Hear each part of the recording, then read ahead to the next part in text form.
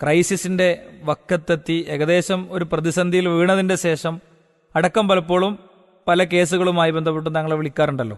ആ വിളികളിൽ നിന്ന് എന്താണ് ഇത്തരം പ്രശ്നങ്ങളുടെ ഒരു മർമ്മത്തെക്കുറിച്ച് നമുക്ക് മനസ്സിലായിട്ടുള്ളത്? അതിൽ നമ്മൾ പറയുമ്പോൾ ഒന്ന് ഞാൻ മനസ്സിലാക്കുന്നത്, അതായത് വിവാഹം കഴിഞ്ഞ ഒരു പെൺകുട്ടി അവൾ ജീവിച്ച ഒരു കുടുംബ ജീവിത സാഹചര്യങ്ങളിൽ നിന്ന്, ഏറ്റവും സ്നേഹിച്ചു വളർത്തിയ മാതാപിതാക്കളിൽ നിന്നും ആ പെൺകുട്ടി മറ്റൊരു വീടിൻ്റെ പശ്ചാത്തലത്തിലേക്ക് പോകുമ്പോൾ അവിടെ ആ കുട്ടി ഇടപഴകി ആ കുടുംബത്തിൻ്റെ ഒരംഗമായി മാറാനുള്ള ഒരു സാവകാശം വേണം എന്നത് ഉൾക്കൊള്ളാൻ മറ്റൊരു വീട്ടിലേക്ക് കയറി ചെല്ലുന്ന പെൺകുട്ടിക്കും അതേപോലെ തന്നെ അവിടുത്തെ മാതാപിതാക്കൾക്കും ഇവിടെ നിന്ന് പറഞ്ഞയക്കുന്ന മാതാപിതാക്കൾക്കും യഥാർത്ഥത്തിൽ ഒരു ചിന്ത ആവശ്യമാണ്. ഇതില്ലാത്തത് കൊണ്ട് എന്തുണ്ടാവുക എന്ന് ചോദിച്ചാൽ, ചെന്നതിൻ്റെ പിറ്റേന്ന് തന്നെ ആശങ്കയോടെ നിൽക്കുന്ന പെൺകുട്ടിയുടെ രക്ഷിതാക്കന്മാർ എന്താണ് അവിടുത്തെ അവസ്ഥകളെന്ന് ചോദിക്കും. ഇപ്പോൾ പണ്ട് കാലങ്ങളിലൊക്കെ എങ്ങനെയെന്ന് ചോദിച്ചാൽ, വിവാഹം കഴിച്ചു പോയ വീട്ടിൽ എന്ത് ദുരന്തങ്ങളും എന്ത് പ്രശ്നങ്ങളുണ്ടെങ്കിലും പെൺകുട്ടിയുടെ രക്ഷിതാക്കന്മാർ പറഞ്ഞു കൊടുക്കുക, അത് ഭർത്താവിൻ്റെ വീട്ടിൽ അങ്ങനെ ആയിരിക്കും, അതുകൊണ്ട് അത് നീ സഹിക്ക്, ക്ഷമിക്ക് എന്ന് പറഞ്ഞു കൊടുക്കുകയാണ് ചെയ്യുക.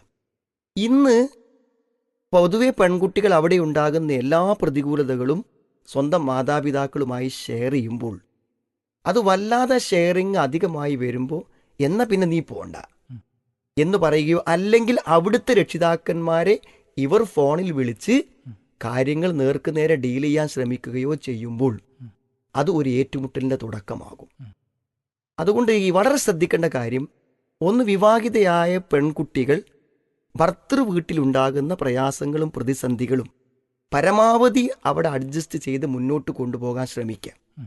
അവിടെ എല്ലാവരും ഉൾക്കൊള്ളേണ്ട ഒരു കാര്യം, വിവാഹം കഴിച്ച പുരുഷൻ ഓക്കെ ആണെങ്കിൽ അയാൾ അവൾക്ക് ഭാവിയിൽ സുരക്ഷിതമായ ഒരു നായകത്വം നൽകാൻ പറ്റുന്ന ഒരു പുരുഷനാണെങ്കിൽ ആ മുന്തിരി പറിക്കാൻ കുത്തുന്ന മുള്ളുകൾ അത് എല്ലാം പിന്നീട് മധുരമായി മാറും എന്ന് ചിന്തിക്കാൻ ഇവിടെ പറ്റുന്നില്ല. ഇവിടെ ദമ്പതികൾ തമ്മിൽ പ്രശ്നങ്ങൾ ഉണ്ടാവുന്നില്ല, കാരണം അവർ ജീവിച്ച് ഇണങ്ങി വരുന്നേ ഉള്ളൂ.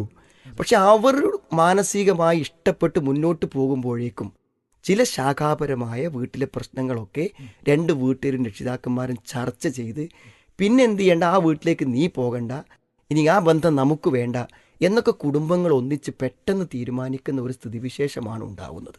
അപ്പം ഇതൊക്കെ ഒന്ന് അഡ്ജസ്റ്റ് ചെയ്ത് പോകാനുള്ളൊരു ക്ഷമയും സഹനവും അത് മുന്നിൽ കണ്ടുള്ള ഉപദേശവും കൊടുക്കാൻ രക്ഷിതാക്കന്മാർക്ക് പറ്റുകയും അത് ദമ്പതികൾക്ക് ഉൾക്കൊള്ളാൻ പറ്റുകയും ചെയ്യുമ്പോൾ ഒരു പരിധിവരെ നമുക്ക് ഈ പ്രയാസങ്ങൾ ഒഴിവാക്കാൻ പറ്റും.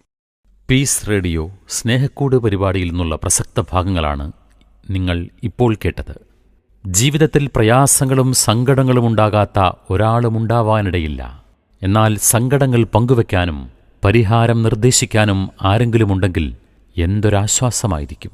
നമ്മേക്കാൾ കൂടുതൽ കഷ്ടപ്പെടുന്നവർ ഉണ്ടെന്നറിയുമ്പോൾ നമ്മുടെ വിഷമങ്ങൾ പലതും നിസ്സാരമായും തോന്നാം. സങ്കടങ്ങൾ പങ്കുവെക്കപ്പെടുമ്പോഴേ പാതി വിഷമം പരിഹരിക്കപ്പെട്ടുവെന്ന ആശ്വാസം വന്നുചേരും. പക്ഷേ അതിന് പറ്റിയ ഒരത്താണി കിട്ടുന്നില്ല എന്നതായിരിക്കും നിങ്ങളുടെ പ്രശ്നം. വിഷമിക്കേണ്ട, പീസ് റേഡിയോ നിങ്ങൾക്കൊപ്പമുണ്ട്. ഗൂഗിൾ പ്ലേ സ്റ്റോറിൽ നിന്നും പീസ് റേഡിയോ ആപ്പ് ഡൗൺലോഡ് ചെയ്യൂ. ഫീഡ്ബാക്ക് ഓപ്ഷൻ വഴി കമന്റ് ചെയ്യൂ.